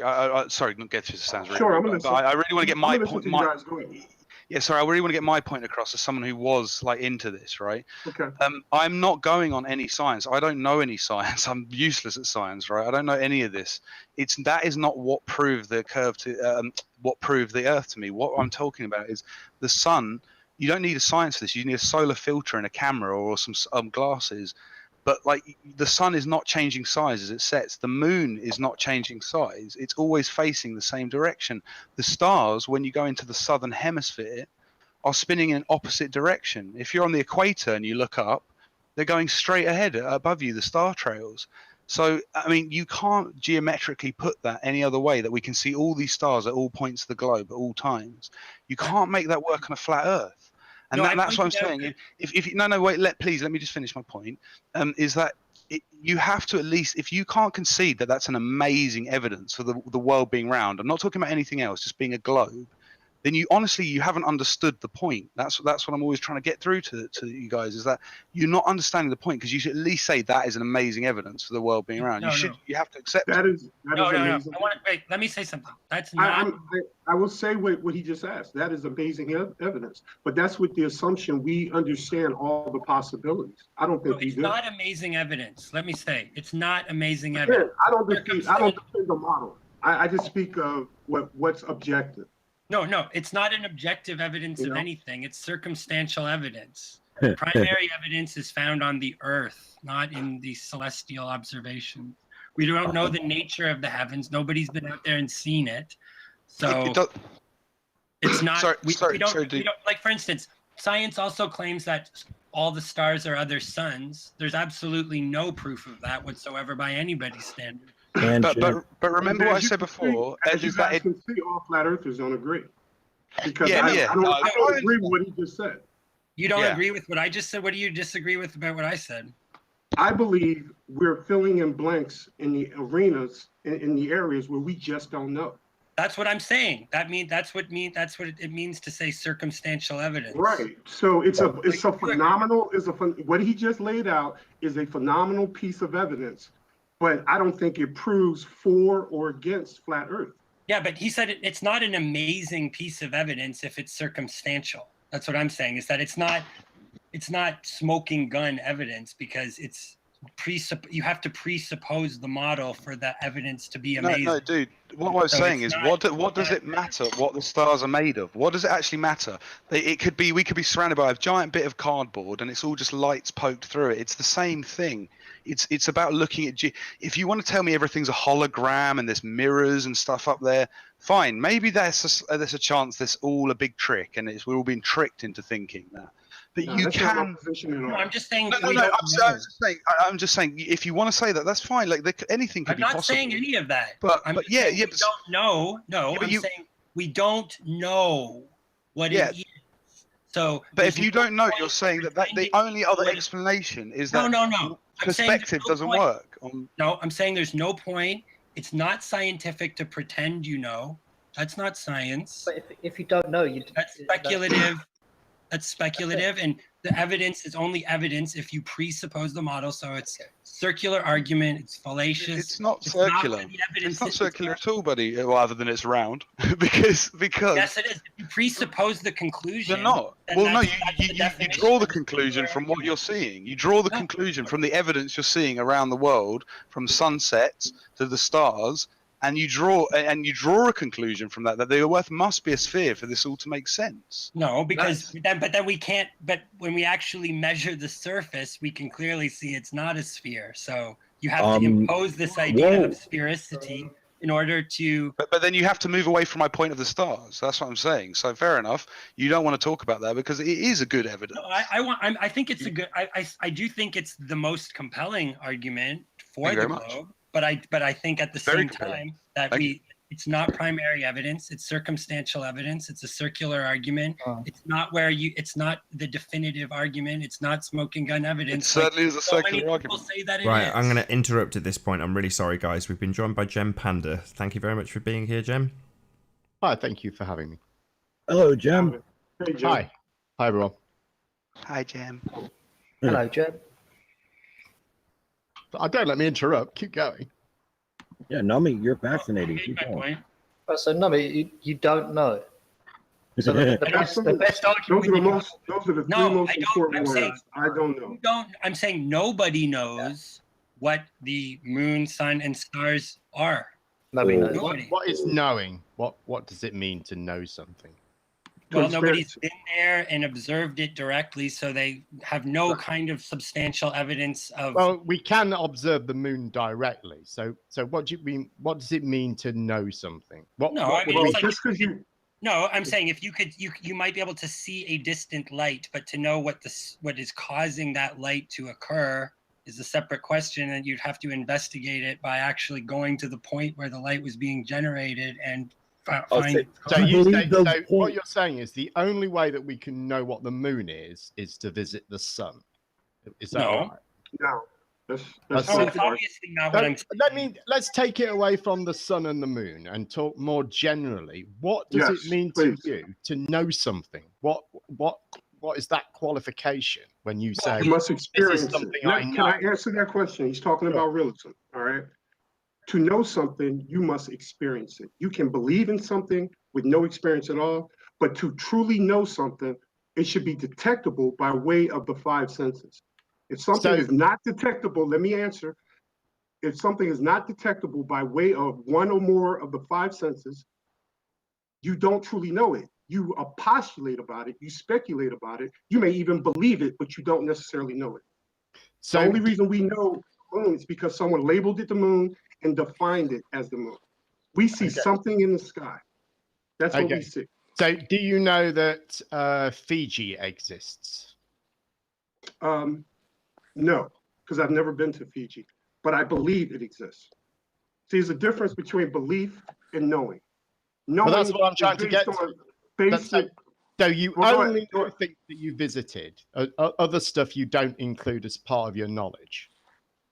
Well, it's not about visiting. It's about detecting. Well, it is. Well, go ahead. You talk. Well, I mean, what you're saying is that you only have knowledge of things you've experienced. Exactly. And everything else is just a belief. Well, don't change the word. I didn't say knowledge. I didn't say knowledge because knowledge has many different definitions. To truly know something, I'm asking you what your definition is. Well, let me tell you my definition. All right. I thought you did.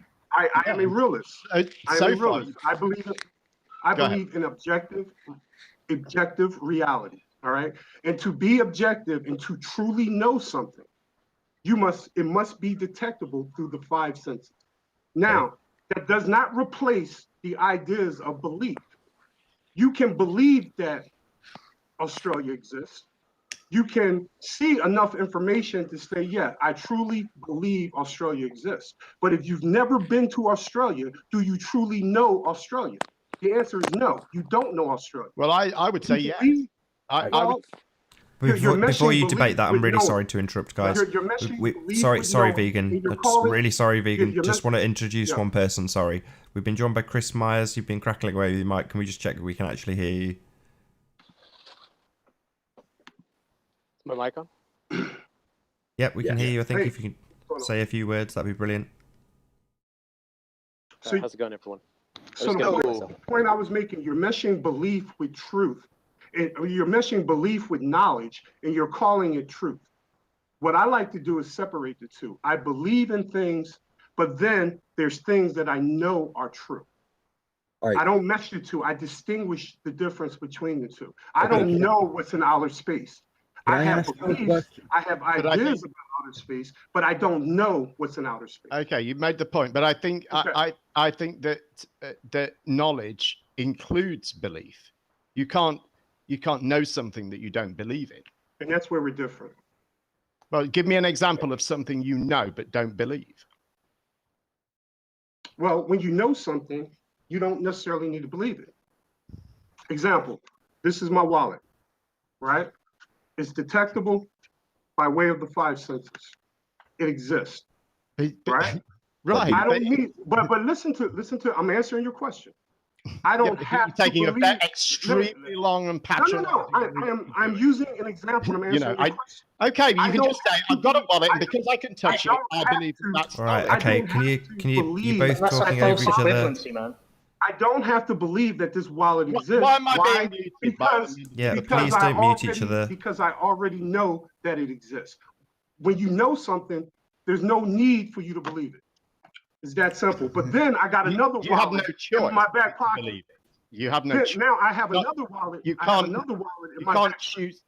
You can't now wallet choose has $1 million. not to believe that you have a wallet. Wallet has all types of information in it, right? Now, I never pull that wallet out. Do you have to believe that I have that wallet in my back pocket? The answer is yes. You're either going to believe it or you're not going to believe it. You have to go into belief mode. There's no belief mode. There's no belief mode when you know something's true. You're making a separation that doesn't exist. I think. No. There's false equivalency. I think that's why we have problems. Right.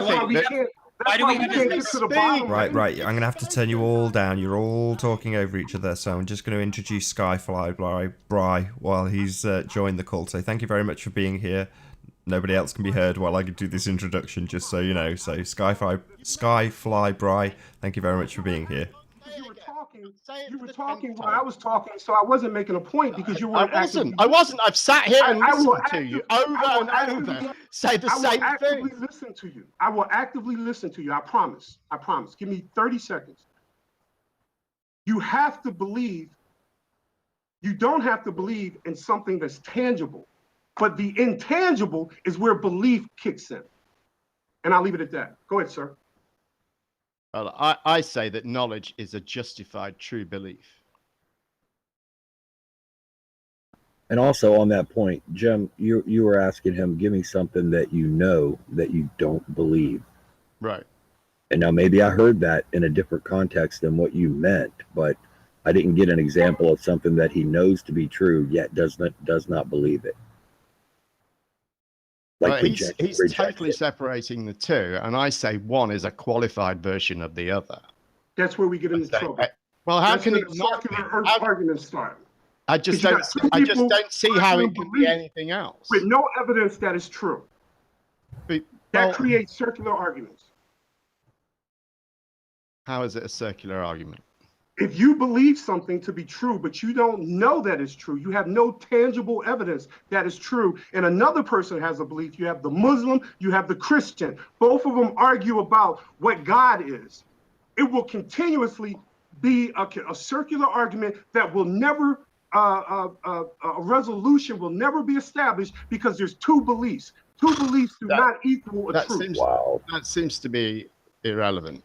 We're way off base. Well, to you, of course. Well, and that's why you argue. That's why you argue. If your qualification for knowledge is only your personal experience, I think that is extremely limiting for a human being. Given that you have a limited lifetime, given that you then, I mean, what do you do about knowledge gathered by other human beings?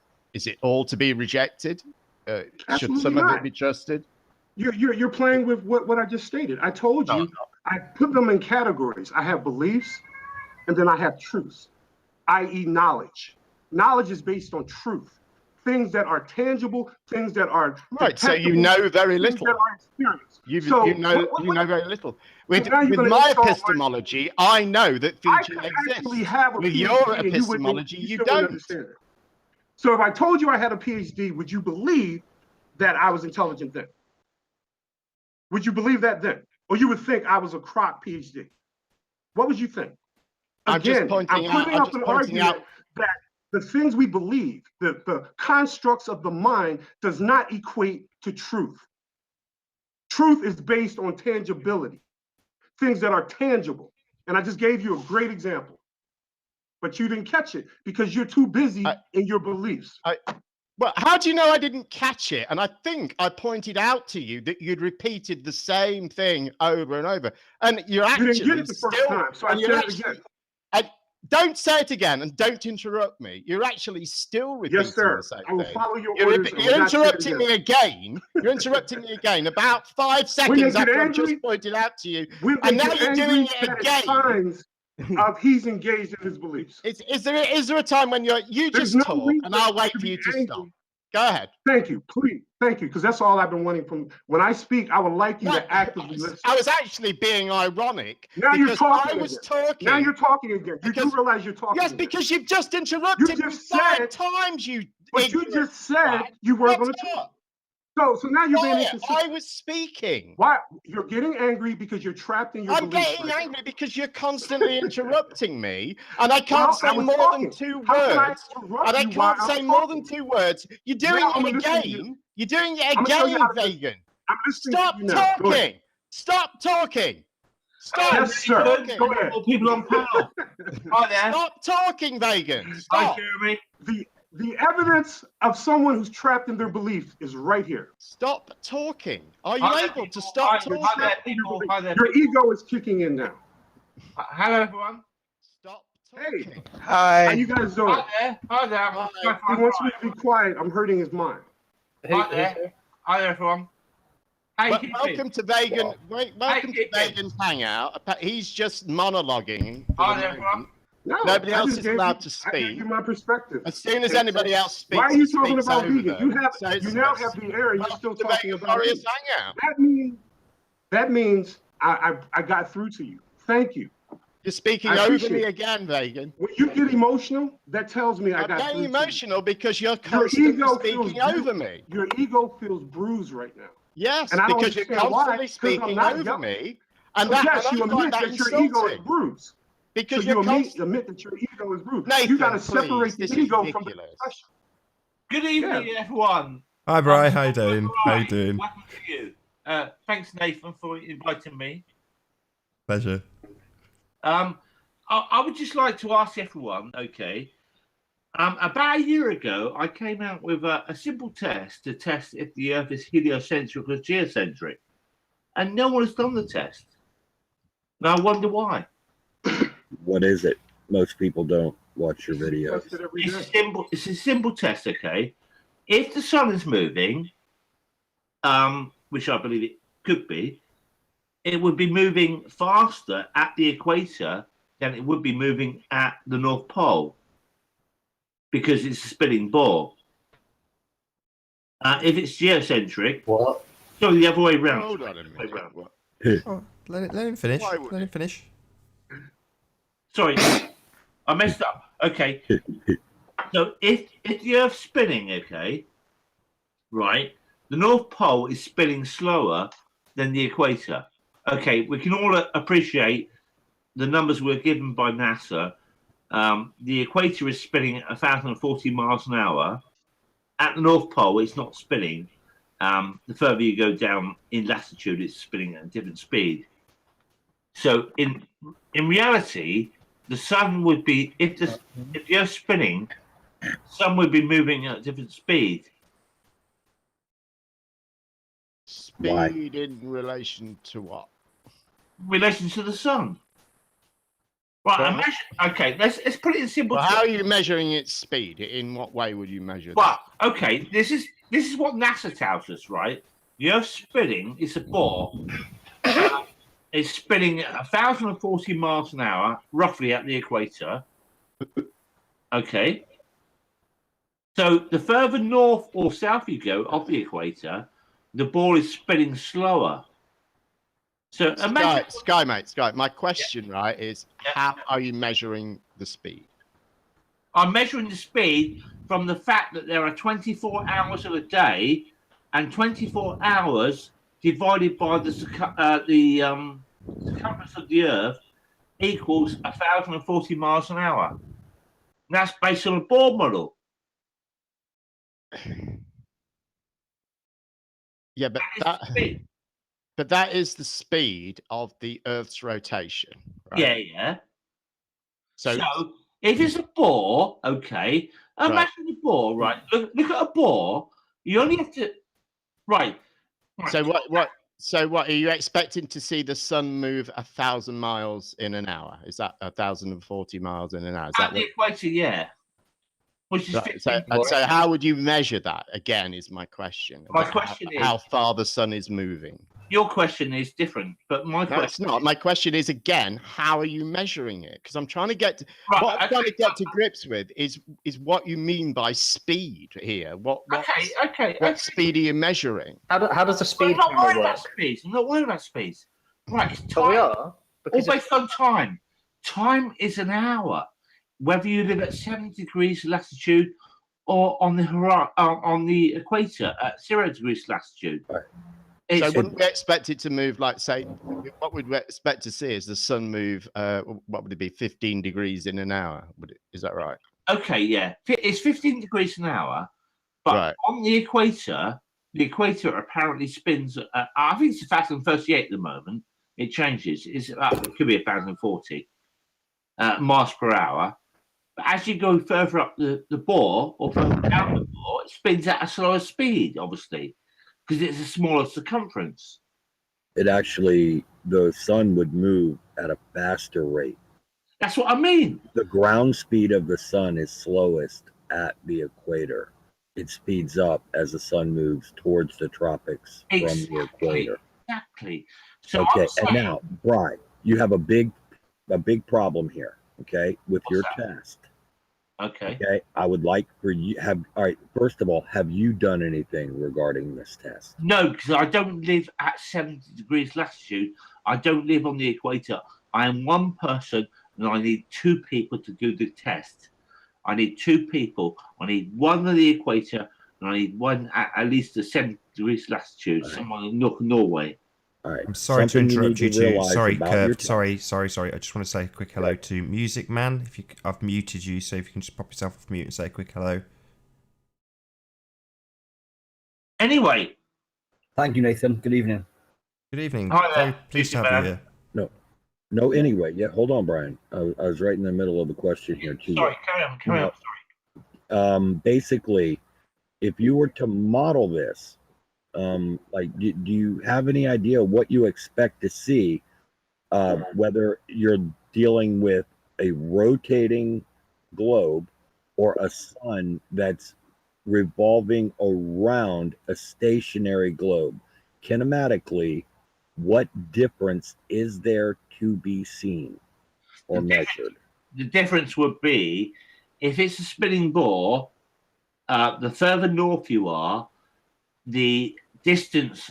If you took a picture of a photograph of the sun 1 hour apart, that would be different from the equator, as it would be seen at 70 degrees north. On a heliocentric model. Okay, I hate to disappoint you, but this test is not going to do anything for you. Why? Tell me why. I've already told you, because there is no difference kinematically between the rotating Earth and the revolving sun around a stationary globe. All of your measurements are going to be the same. Well, because the sun covers the same amount of ground. It moves at the same ground speed in either model that you want to try to attribute it to. The observations are the same either way. But this is not going to distinguish one over the other. They move at a different speed. No, sir, they do not. Oh, no. So you're telling me, okay? So no. Hold on. No. Let me explain. You're trying to distinguish between one model and another, and this test is not going to do it. If you got a wheel that's like 20 inches wide, and you've got a spoke with an instrument to record the time, that's 5 inches away from the center, it's going to record at a different time from the outside. Let's take the long way home here. Sky, even though the spoke of the wheel moves faster, closer to the outer circumference, they still move the same amount of degrees.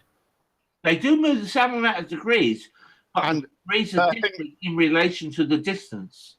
But what Curve's saying in the same fact that the Earth spins at 1,040 at the equator, and at the UK it spins at 640 miles an hour.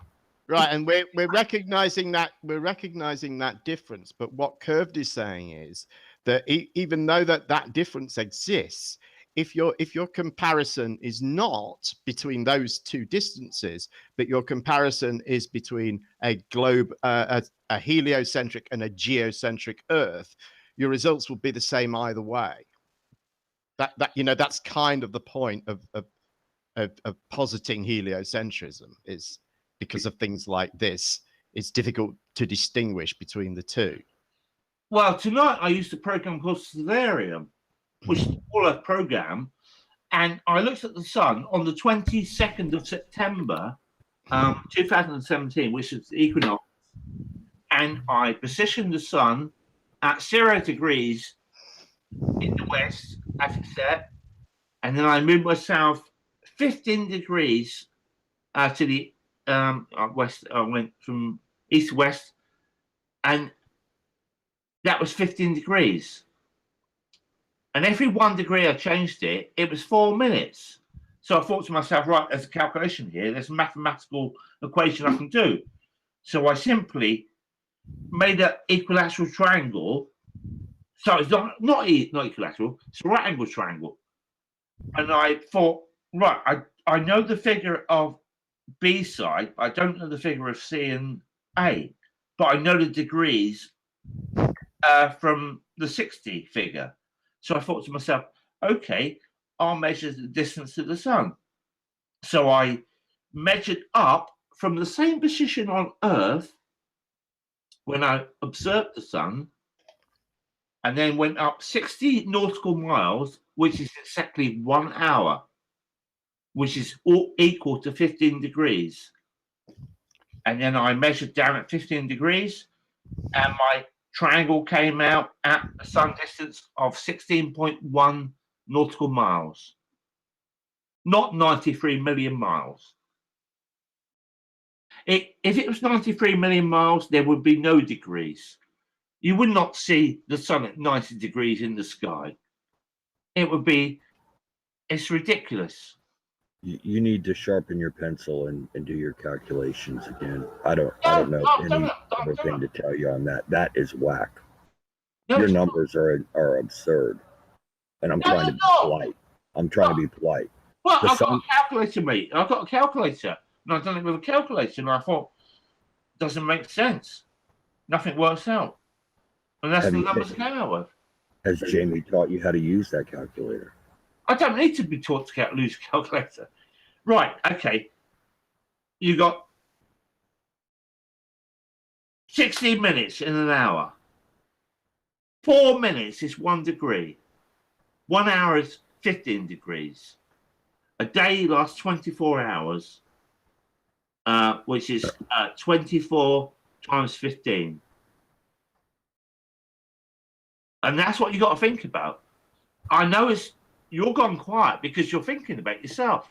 No, I'm going to ask you one time, just clearly, specifically state, what number did you arrive at? Something about 16 nautical miles? 16.1 nautical miles. I know it's very low. As for the height of the sun above the earth? I know it's low. Is that what you came up with? 16 nautical miles above the earth from what position on earth? It doesn't matter. It is. I don't think the equator. It's Solarium. From the equator. I done it from 0 degrees on the 22nd of September, and it came out at 16.1 degrees. And I thought, that's not possible because obviously you can see the sun from one side of the earth to the other side of the earth, and we know that the earth is a certain size. But then we only know the earth is a certain size because we're told it's a certain size. We don't know the size of the earth. Now it's 16 degrees elevation above the horizon. Okay. I can't keep interchanging words here, flopping back and forth. Your story's hard to follow. Nothing that you've said makes sense so far. And again, I'll just repeat, kinematically, there is no difference in any observations that you're going to make comparing a geocentric versus heliocentric in this regard. And that's the end of the story. Well, for you maybe, but I need to look into it further. Then please do. Please do. I encourage you to do so. Good luck. Okay, so I'm going to do a quick link check. I am actually going out and I'm not muted. Brilliant. So if you are new to this channel, be sure to subscribe and hit the bell notification icon to keep up to date with the Flat Earth debate. If you would like to support this channel, there is a super chat that runs alongside the show while it is live. And if you would like to join the debate, there is a link in the info box below this video. With your watch page muted, simply click on that link to join the debate live. There are only a couple of rules. Number one, please do not swear. And number two, if if you are ejected, please do not try to rejoin the show. With that, I'll transition back to the action. And as I say, you've got about 10 minutes left, maybe a little less if you did want to join to do a little bit of last-minute trolling. Looking at the HD live viewing experiment from the International Space Station, I've noticed that you can never see any of the large wildfires. I wonder why that is.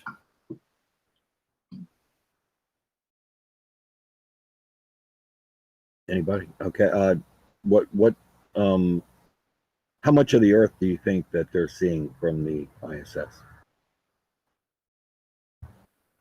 How much of the Earth are you seeing? Well, you're covering every continent. At any point in time, looking down on the Earth from the ISS from one of the cameras, how much of the Earth do you think you're seeing? I'd say roughly 12 million hectares. I don't speak that. I need some help if you don't mind. Can we get some kind of a square mileage or distance or something like that? The problem is, I don't believe in the International Space Station. Only in the swimming pool and the zero-G aircraft and the green screens and all the other crap. Yeah, neither do I, and that's why. Now, think about it. In reality, right? Now, if you're in zero-G gravity, you cannot swallow. You cannot breathe. You cannot live in zero-G gravity. It's complete bollocks. What they're telling you is a lie. Yeah, that's the point I'm trying to reinforce, is that you can't see any of the wildfires. I think that if you're trying to spot them from a live feed, I think that you would be lucky to do right. that. Let me just point out one simple fact, right? The International Space Station has solar panels on it that are larger than any spacecraft that's ever taken stuff up to build it. I don't know about that.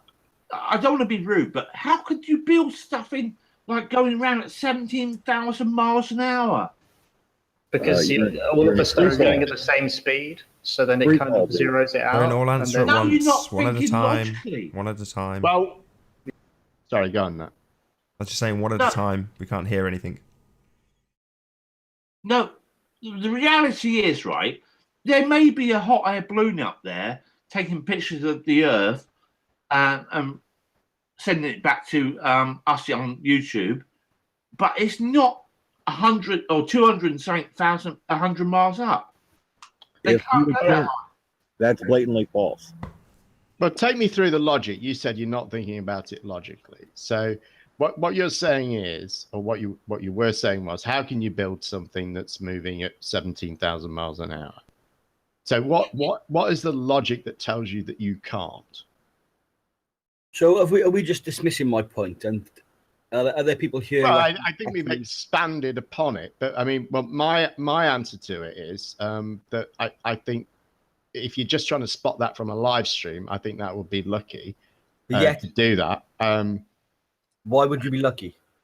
Well, because for only a few minutes is it ever, in any one orbit in any 90 minutes, is it likely to be looking at an area where there's fires? Well, some of the fires, which fires specifically are you talking about? Well, for instance, there's a fire in British Columbia at the moment of 500,000 hectares, and they say you can see the International Space Station with the naked eye. That's a quarter of a hectare. So if you can see that with the naked eye from Earth, why would you not see a wildfire from the station itself? Well, because the International Space Station has to be flying over that bit of land, right? Yes, and it does so. Okay, so that's the specific time when you've looked, when it's flying over that land and you don't see the fires burn all year round on the Earth, wildfires, but not once do you see one. Like Fraser Island. Hold on a minute. So what? Because you're talking about how many million hectares of land? What was the question, please? How much? What area of land did you say was on fire? I gave an example of one fire, which is roughly 500,000 hectares. Anyway, Right, but hold on a minute. You're saying that this 500,000 hectares of land constantly burning all year round? No, I didn't say that. I said that was a fire at the moment. But you're brushing aside now. No, yes, you are. I'm not. I asked you. I said that you'd be lucky to see this because you'd have that bit of land, and you said, "Oh, well, they're burning all year round." Well, is it burning all year round, or isn't it? You are such a decisive person, Jem Panda. Well, just answer the question. In reality, people, you only have to think. What you're saying is, sorry, Sky, but what it seems that you're saying is now is that there, throughout the world, there are fires burning all year round. Is that right? No, regardless of the fires, I'll go back to my original statement. Why can you not see any fires burning from the International Space Station live footage ever since it's been? Well, why do you think? Because why do you think you would be able to? I don't. Because they're humongous, and you can see city lights. In reality, just go to a hill somewhere and look out and see how far you can see. You cannot see dim distances. You cannot physically see 250 or 225 miles to the International Space Station. Just so you guys know, sorry to interrupt again. Sorry to interrupt. We're going to be rounding out this show very shortly. So if you did want to address the forest fires point, anybody, now is your time. You've got a couple of minutes to do so. Right, well, let me try and give a quick and complete answer. Sorry, Kev, but a complete answer according to you. Sorry, a complete answer according to your opinion and your beliefs.